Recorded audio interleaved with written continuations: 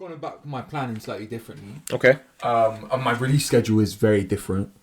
But I'm with it with you there actually. Right. Should we go over mine and then we'll go like what we can nick from one another? Yep. Because I feel like there's some characters there you've not used yet that I think you could use. I tried not to go into the specifics about what other characters to give solo movies to. I kind of like the idea of 1 to 2 series a year, nothing more. Yeah. One in the first half, maybe February, the other in October.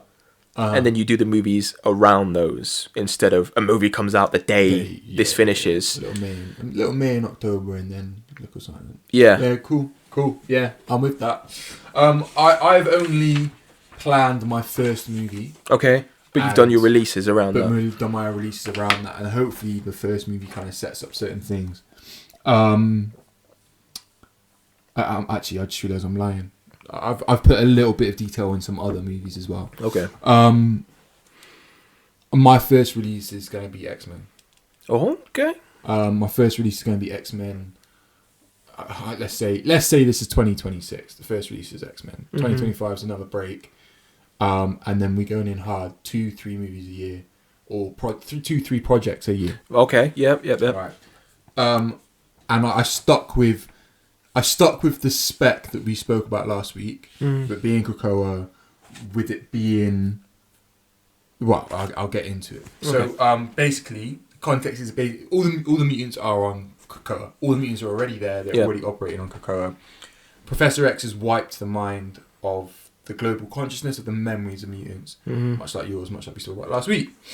But yeah, we're still sticking kind of close to that kind of House X storyline. So I think the first movie should kind of be, again, the X-Men, in almost the entire X-Men team is essentially X-Force at this moment in time. Yep. They're working in under the shadows covertly, and they're just retrieving different like mutants, protect them, perhaps bring them back to Krakoa if they want to, etc., etc. And they're doing that consistently, and they've been doing that for decades. But I liked your idea actually of Professor X and Magneto are still aging, so they're still tied to that almost 1940s, 1930s origin. And this does mean that both their powers are fading. So that's gonna be the plot of the movie. Oh, like we said, like his mental powers are weakening or they're fluctuating. A little bit like Logan, he's kind of losing control of them just with his age. So in one mission, like the debilitation, is that the word? Of Professor X kind of comes into fruition, and essentially the discovery of mutants is re-remembered. Okay. Much like yours, people who were around for mutants back when Professor X kind of wiped their memories were like, oh yeah, they exist, and almost go back into like an old racist with dementia. Yeah. Sees a black nurse, and then Nigerian nurse comes in, and all of a sudden they remember what certain words mean. But then there's like, but then also the rest of the globe that weren't around for it feel violated by this because they didn't see the original context.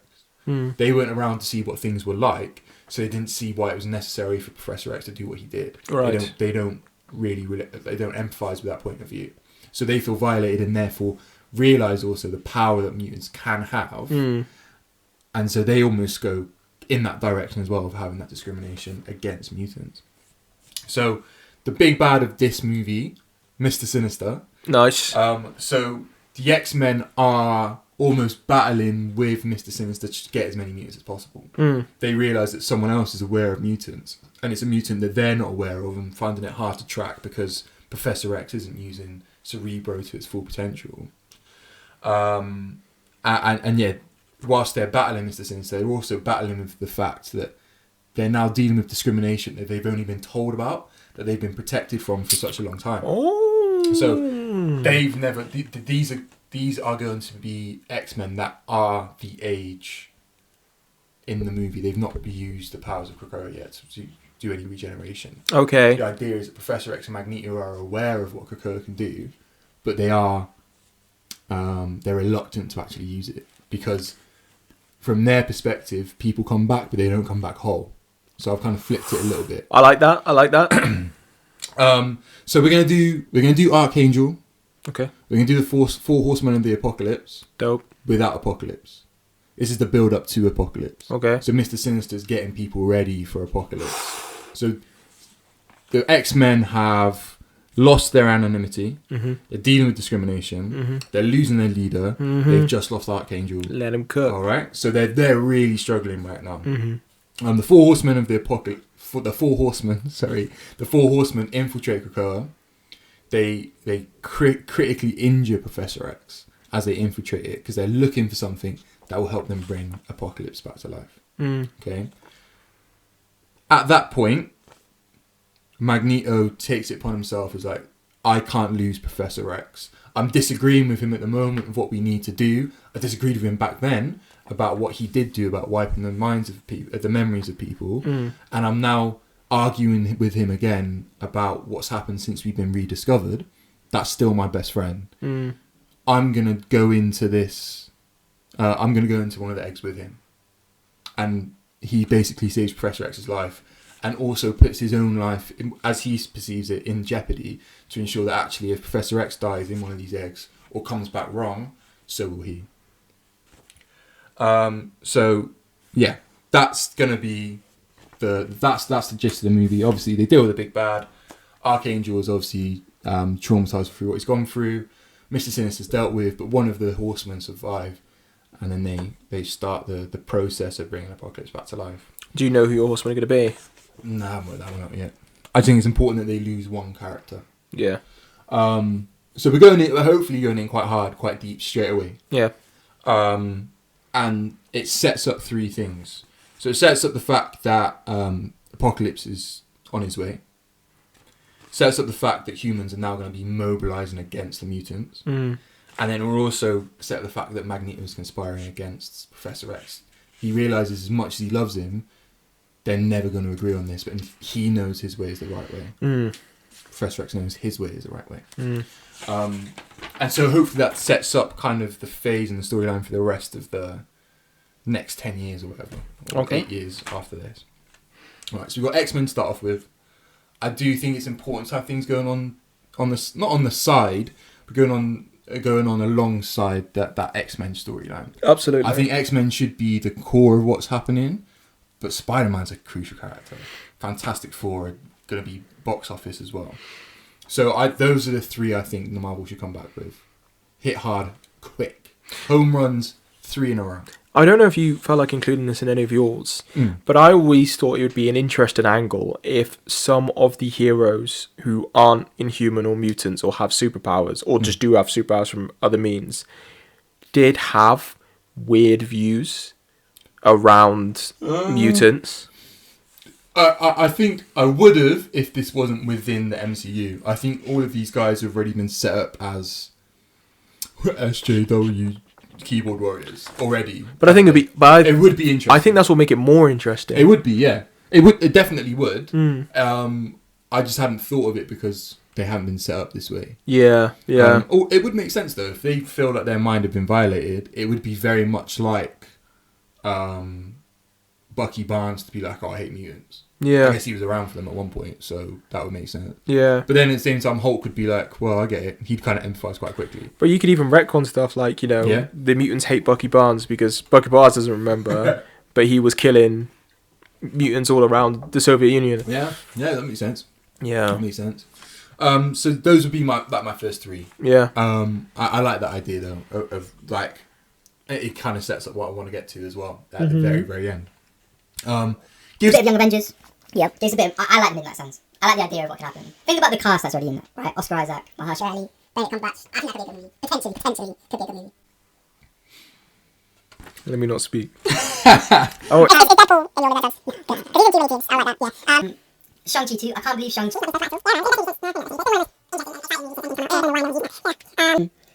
So I've kept Thunderbolts because I went from perspective of they're saying they're going to release it, so I guess we have to.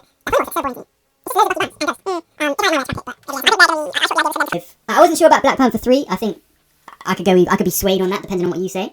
But what I do want to do is I do want to finish off Kang properly. So I'm going to do Avengers Kang Dynasty, and that's. So after Kang Dynasty, I thought we could make use of the TV shows a little bit better. I liked the special presentations, so I'm going to flip it to the special presentations become like 20-minute origin stories for the X-Men. Oh, just X-Men or just any different? Mainly X-Men. Yeah, mainly the X-Men. But I think that's an amazing idea, because then you don't have to dedicate time in the movie. It's just, oh, this is that dude. He has this origin. He does this. Yeah, you don't have to watch it. You can if you want. Do you know what I mean? Like I guess like a dramatized version of like a variant comics video. You know what I mean? Yeah, exactly. Yeah, and like that was Fox's idea back in 2010. Do you remember? Oh, with the Origins movies. After Wolverine, they were going to do like a Storm and Magneto and Cyclops. So it doesn't need to be a movie. No. I don't need to watch 20 minutes of 2 hours of Gambit. 20 minutes is fine. Do you want the best origin movie is in any of those X-Men movies? Go on. When they go to Pyro's house and they meet his parents. Yeah, that's all you need. Sorry, Iceman's house. Yeah, it's 15 minutes. Yeah, it doesn't have to. The story. It doesn't have to be a fight. No. It can that's what I'm on. Fantastic idea. Thanks. Bro. Yeah, that's a good idea. Thanks, man.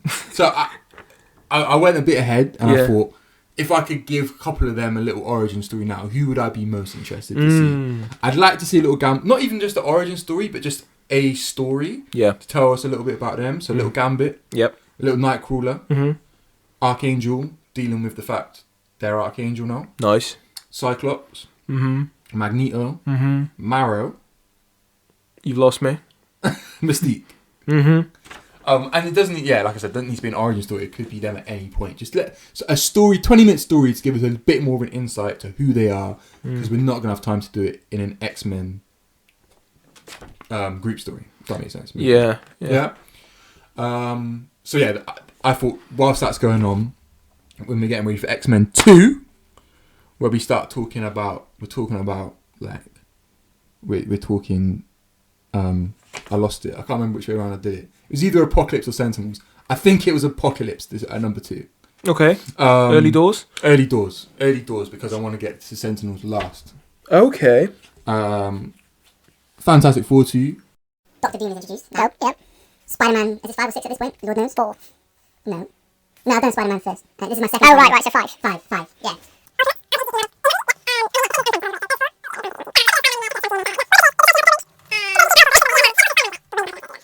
More of a... What if, by some way, shape or form, a fire battle takes place in that area, and maybe Fantastic Four suddenly got the upper hand, and people tell them, why not? Take the power back. I've actually got full strength fighting several heroes. That leads us into X-Men 3. Let's see if we can do... we'll do a Sentinels movie. Not Days of Future Past or anything like that, but like just straight up Sentinels, and like a little bit of an aspect of God Loves, Man Kills. So they're still based on Krakoa here? Yeah, so I'd say in X-Men 2, Krakoa is incapacitated, essentially. We find out that the regeneration pods aren't as good as they seem to be. Mm-hmm. But Apocalypse, as well as like the Sentinels coming in, basically just decimates the Krakoa, and it's almost unusable. So we get back into actually going to the school of gifted and talented. Yeah. Especially as Magneto and not to yuck Professor X kind of separate. Not trying to tread on your toes. Please do. But what if Krakoa is attacked? Yeah. Not necessarily put out of action. Maybe it can't move and it doesn't have its own defenses. No. And maybe the mutants are injured or something's happened. Maybe a few of them are dead. And then you kick off that third movie with like a Genosha level incident where they don't know the Sentinels are coming. Yeah. They're unprepared.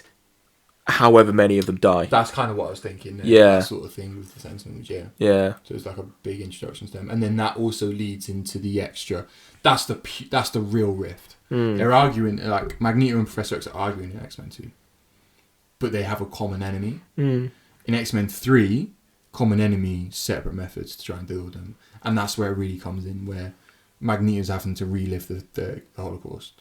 Professor X is trying his best to keep everything together, even when people are turning against him. Maybe Cyclops is starting to give some weird looking ideas and some weird behaviours. Yeah. And this is where the political aspect of X-Men really comes into play. And that's why it's going to be impossible for there to be a functioning Krakoa at the end of X-Men 3. Yeah. So we might as well just get rid of it and go back to the School of Gifted and Talented, because Magneto and Professor X now can't be together. Yeah. One question for you, because I like this.